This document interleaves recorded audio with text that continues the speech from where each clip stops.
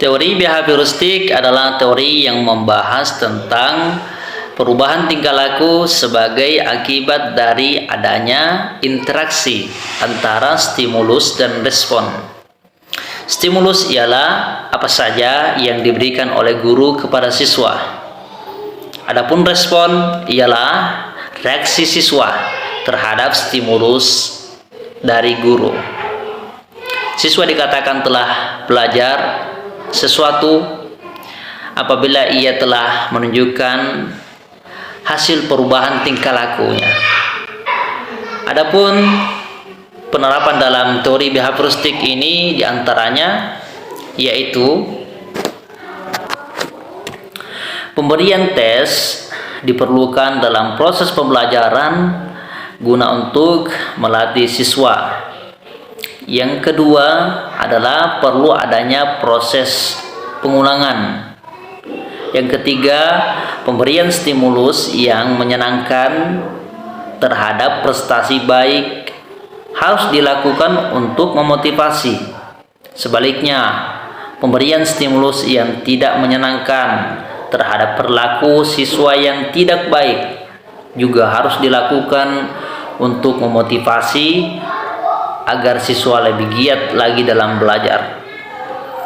Yang terakhir adalah pembelajaran akan berjalan secara efektif jika siswa sudah memiliki kesiapan, baik kesiapan mental maupun kesiapan menerima materi baru.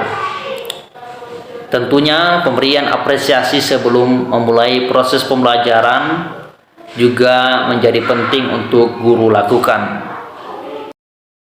Teori kognitif sosial adalah proses belajar akan terjadi jika seseorang mengamati seseorang model yang menampilkan suatu perilaku dan mendapatkan imbalan atau hukuman karena perilaku tersebut.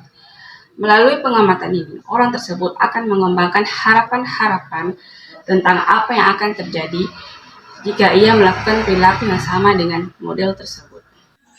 Selanjutnya, penerapan teori belajar kognitif dalam proses pembelajaran. Hakikat belajar menurut teori kognitif dijelaskan sebagai suatu aktivitas belajar yang berkaitan dengan penataan informasi, reorganisasi konseptual, dan proses internal.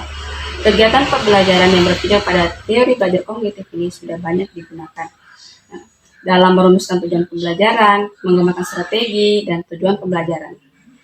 Kebebasan dan keterlibatan siswa secara aktif dalam proses pembelajaran amat diperhitungkan agar belajar lebih bermakna bagi siswa. Berikut ini adalah beberapa penerapan teori belajar kognitif dalam proses pembelajaran. Yang pertama, siswa bukan sebagai orang dewasa yang mudah dalam proses berpikirnya. Mereka mengalami perkembangan kognitif melalui tahap-tahap tertentu.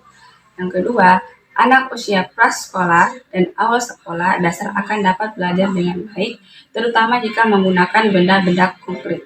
Yang ketiga, keterlibatan siswa secara aktif dalam belajar amat dipentingkan karena dengan hanya mengaktifkan siswa, maka proses asimilasi dan akomodasi pengetahuan dan pengalaman dapat terjadi dengan baik. Yang keempat, untuk menarik minat dan meningkatkan retensi belajar perlu berkaitan pengalaman atau informasi baru dengan struktur kognitif yang telah dimiliki siswa belajar. Yang terakhir, yang kelima, pemahaman dan retensi akan meningkatkan jika materi pembelajaran disusun dengan menggunakan pola atau logika tertentu dari sesederhana ke kompleks. Teori konstruktivisme merupakan aliran filsafat pengetahuan yang menekankan bahwa pengetahuan kita merupakan hasil konstruksi diri kita sendiri. Pandangan konstruktivis dalam pembelajaran mengatakan bahwa anak-anak diberi kesempatan agar menggunakan strateginya sendiri dalam belajar secara sadar, sedangkan guru yang membimbing siswa ke tingkat pengetahuan yang lebih tinggi. Hymanski mengatakan konstruktivisme adalah aktivitas yang aktif, di mana peserta didik membina sendiri pengetahuannya, mencari arti dari apa yang mereka pelajari, dan merupakan proses menyelesaikan konsep dan ide-ide dengan kerangka berpikir yang telah ada dimilikinya. Implementasi teori belajar konstruktivitis. Dalam proses belajar, pembelajaran dapat menggunakan beberapa metode belajar. Yang pertama adalah penjelasan atau ceramah, tanya jawab, diskusi, penugasan, dan bermain peran. Pada teknik penjelasan atau ceramah, guru menjelaskan tentang suatu materi pembelajaran kepada siswa agar siswa mengetahui apa yang sedang dipelajarinya. Pada teknik tanya jawab, sebelum kegiatan inti dalam suatu pembelajaran berlangsung, guru dan siswa dapat melakukan tanya jawab yang berhubungan dengan materi yang akan diajarkan. Hal ini berguna untuk mengetahui sejauh mana pemahaman siswa terhadap materi tersebut dengan memanfaatkan pengetahuan awal atau dasar yang dimilikinya. Pada teknik diskusi, siswa mendiskusikan dengan siswa lainnya dan guru mengenai materi pembelajaran tersebut. Metode penugasan merupakan suatu cara dalam proses belajar mengajar dengan jalan memberi tugas kepada siswa. Penggunaan metode ini memerlukan pemberian tugas dengan baik ruang lingkup maupun bahannya. Pelaksanaannya juga dapat diberikan secara individual maupun kelompok, dan metode pemberian tugas ini juga dapat digunakan untuk mendukung metode pembelajaran yang lainnya. Model pembelajaran konstruktivistik dapat ditemui dalam pembelajaran kooperatif, model belajar penemuan inquiry, model jigsaw, kooperatif scripting, dan model investigasi kelompok. Jigsaw metode pembelajaran ini dapat digunakan jika materi yang akan dipelajari dapat dibagi menjadi beberapa bagian. Materi tersebut tidak harus disampaikan secara berurutan. Metode ini dapat melibatkan seluruh siswa dalam kelas dan sekaligus dapat melatih siswa untuk dapat mengajarkan sesuatu kepada orang lain. Pembelajaran kooperatif learning adalah suatu strategi belajar mengajar yang menekankan pada sikap atau perilaku bersama dalam bekerja atau membantu di antara sesama dalam struktur kerjasama yang teratur dalam kelompok yang terdiri dari 2 orang atau lebih. Metode kooperatif scripting adalah metode belajar di mana siswa bekerja berpasangan dan secara lisan membagi bagian-bagian dari materi yang dipelajarinya dalam ruangan kelas. Model investigasi kelompok merupakan model pembelajaran kooperatif yang melibatkan siswa secara maksimal dalam kegiatan pembelajaran, mulai dari merencanakan topik-topik dan bagaimana melaksanakan investigasinya, hingga melakukan presentasi kelompok dan evaluasi.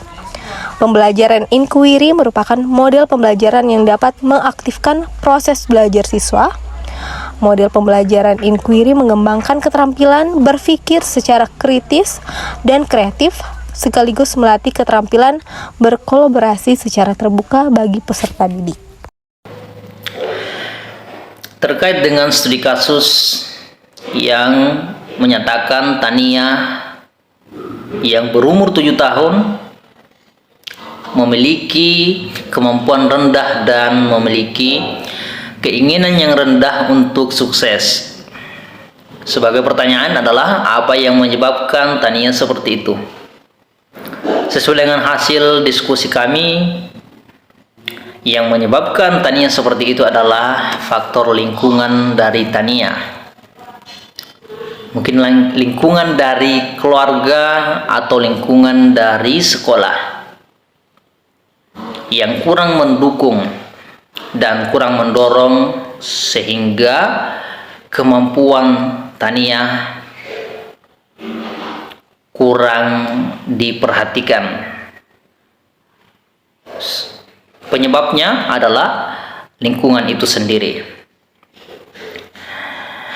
Jadi, solusi yang kami tawarkan terkait cara seorang guru untuk menghadapi Tania yang kurang memiliki kemampuan dan memiliki keinginan yang sukses yang rendah, yaitu guru bisa memanfaatkan kemampuannya dalam mengambil hati Tania dengan memberikan perhatian yang baik terhadap Tania,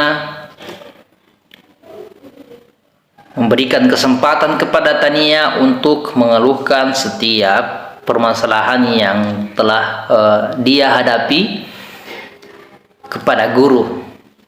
Dikeluhkan kepada guru sehingga guru bisa mempelajari perihal keluhan yang Tania ucapkan. Dari keluhan-keluhan tersebut atau dari permasalahan-permasalahan tersebut sehingga guru bisa memberikan solusi terhadap Tania untuk lepas dari permasalahan yang Tania hadapi. Oleh karena itu, Tania bisa termotivasi dari guru sehingga dia akan memiliki keinginan yang kuat untuk menjadi seorang yang sukses. Intinya adalah kedekatan antara Tania dengan guru. Seperti pada studi kasus Sandra 13 tahun yang tenang di kelas dan meremehkan keterampilan mereka. Apa yang menyebabkan? Yang dapat menyebabkan sehingga Sandra cukup tenang di kelas dan meremehkan keterampilan? Karena bisa saja Sandra kurang mendapatkan apresiasi maupun perlibatan dalam proses belajar di kelas, sehingga dia lebih memilih untuk cukup tenang di kelas dan kemudian meremehkan kemampuan yang ada pada teman-temannya. Mengapa hal itu terjadi? Hal itu terjadi karena ketika peserta didik kurang dilibatkan dalam proses pembelajaran, maka disitulah peserta didik akan memilih untuk berdiam diri dan dapat meremehkan kemampuan orang lain. Lalu bagaimana solusinya? Solusi yang perlu guru lakukan adalah dengan terus melibatkan Sandra pada proses pembelajaran. Sandra harus dapat terus diikutsertakan untuk berkontribusi dalam sebuah kelompok belajar. Dan setelah Sandra melakukan sesuatu yang baik, maka guru dapat memberikan apresiasi kepada Sandra dan mencoba terus membangun hubungan yang harmonis antara Sandra dan juga teman kelasnya. Nah, upaya yang digunakan untuk mengatasi rasa takut akan kegagalan yang kuat pada anak Samuel, kita sebagai guru bisa yang pertama mencoba berkomunikasi secara halus kepada Samuel bahwa kegagalan bukanlah sebuah akhir. Dengan kegagalan kita dapat memperbaiki diri dan mencapai hasil yang lebih baik. Yang kedua, kita bisa memberikan pemahaman kepada Samuel tentang dampak negatif dari sikap perfeksionis. Contohnya, terlalu fokus terhadap sesuatu hal diri sendiri sehingga mengabaikan hak orang lain. Yang terakhir atau yang ketiga, menumbuhkan rasa empati, kontrol diri, dan toleransi dan berpikir positif terhadap orang lain. Robert, 16 tahun, yang menunjukkan sedikit minat di sekolah dan saat ini tinggal bersama dengan bibinya. Yang menyebabkan Robert menunjukkan sedikit minat di sekolah bisa karena faktor kurangnya perhatian dari orang tua dan bisa juga karena kurangnya dukungan dari guru maupun teman di sekolah.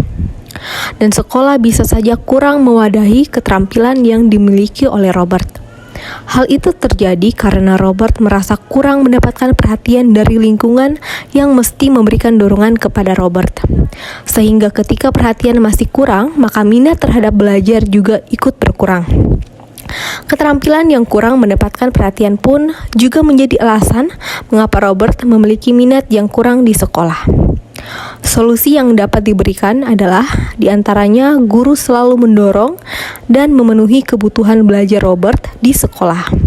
Kemudian sekolah juga harus memfasilitasi Robert untuk mengembangkan bakat dan kemampuannya.